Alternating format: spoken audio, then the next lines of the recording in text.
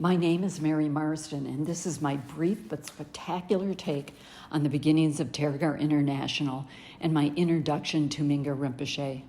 It was 2007 while attending my first Tibetan Buddhist study class at the Shambhala Center in Minneapolis, where I met a young man named Cortland Dahl, who was translating for a Tibetan Lama. I even talked my friend Stephanie Chu Grossman, who had never meditated and knew nothing about Buddhism, to partake in this class. She thought it would be fun. I had been meditating since I was 16, doing a variety of meditations and studies of different spiritual practices, but never Tibetan Buddhism. Cortland had recently returned from Nepal, where he studied the Tibetan language as well as Tibetan Buddhism. As we got to know and talk with Cort at this class, he would often bring up studying with a Mingyur Rinpoche in Nepal, a young Tibetan Buddhist monk who actually taught in English. How great is that, I thought. When Cort talked about this Mingyur Rinpoche, he would become very animated, and he actually glowed. He told us Rinpoche had this dream of bringing the benefits of Tibetan Buddhist meditation to the United States, as well as the rest of the Western world. He was already well known for his Tibetan Buddhist teachings in Asia, but completely unknown in the rest of the world. Rinpoche's training would make meditation more mainstream and more accessible to everyone. His dream included students being taught in English, and they would not have to go through the rigorous process of many years of learning Buddhism first. There would be two paths, a secular path for meditation and a separate Buddhist path. This would enable the meditators to be able to learn Buddhism if they so desired, but not required. Cort explained this aspiration to us at great length. His enthusiasm was contagious, and Stephanie and I were definitely in. The only problem was funding, and we needed more than just the two of us. So we put our heads together, and Stephanie had some good friends who might be interested. Their names, Bill and Penny George. After meeting Cortland, they were in.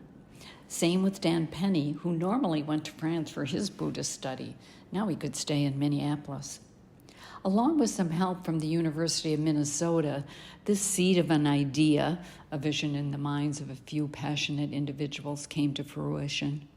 So eventually, a weekend retreat was put together in Excelsior, Minnesota, to coincide with the release of his first book, The Joy of Living, Unlocking the Secret and Science of Happiness. The weekend for me was kind of a blur, full of awe and wonder to meet this great teacher, Mingyur Rinpoche. Of course, the retreat was a great success. Rinpoche was so much more than what Cort had even told us about him. Rinpoche was happy, enthusiastic, caring, and wise. He did glow. Tergar International was born. I must thank Rinpoche for his dedication to his dream and making it come true. It has indeed inspired me each day to be more aware and the best version of myself. Through his repository of knowledge, teachings, and the creation of the Tergar Learning Center, which has touched so many of us, it has indeed opened the meditation and Tibetan Buddhism to the world. Tergar, now 15 years old, is in over 30 countries, and the ability to learn either in person or online is a game changer. I would like to express my deepest gratitude to Mingyur Rinpoche and Cortland Dahl, the dedicated teachers, practice leaders, staff, board of director, who I was part of for over 10 years, and fellow practitioners who have made Tergar truly international. Thank you all for creating a space where we can all explore, learn about the wisdom and compassion that already resides within each of us.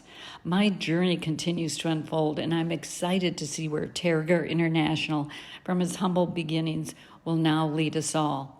That's my brief but spectacular take on the beginnings of Tergar International.